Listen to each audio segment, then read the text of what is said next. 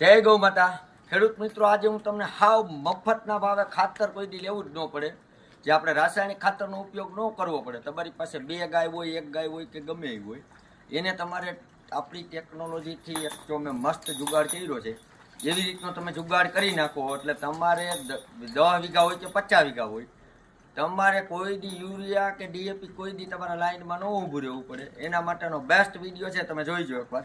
આ જો આપણી પાસે આ 5 ગાયું છે અને એના જે આપણે તળીએ છે ને આ પાકું ધાબુ કરેલું છે. નજીકથી બતાવો. જો ગમે એની ગાય ગૌમૂત્ર જે આપણું હોય ને એ સીધું જ ખાડા આ જારીમાં અંદર વહી જાય. અને જારીઓ મેકેલી છે બે બાજુની સાઈડ આખી લાઈન. અને પછી તમે આવો જો આપણે અહીંયા આપણે ટાંકો આપણે આ 4000 લીટરનો આપણે એટલે ટાંકો દાટી દીધો છે.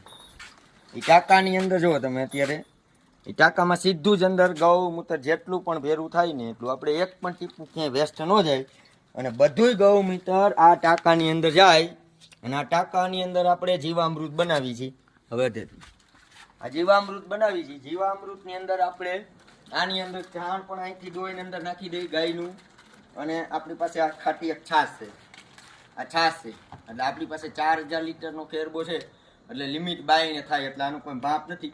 પણ લીગલી માપ આપણે 200 લીટરના બેરલની અંદર કરતા હોય તો 5 કિલો કે 10 કિલો આપણે છાણ લઈ, 2 કિલો આપણે જો આ ચીણાનો લોટ છે, 2 કિલો ચણાનો લોટ જે આપણે છાણમાં જે બેક્ટેરિયા હોય એને ખોરાક દેવા માટે આ એને ડોઈને નાખવાનો હોય.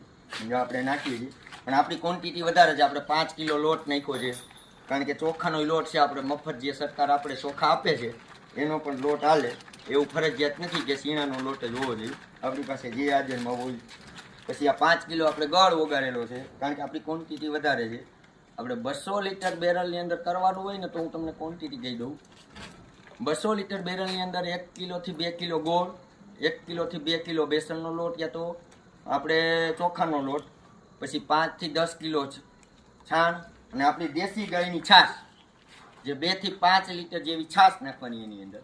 અને પછી એને 15 દિવસ હલાવવાનું છે. અને પછી એને તમે એકવાર કોઈ પણ જગ્યાએ ખાલી 200 લીટર બનાવીને તમે ખાલી 1-2 હરિયામાં તમે એનું ટેસ્ટિંગ કરો, જોવો એનું રિઝલ્ટ જબરજસ્ત છે.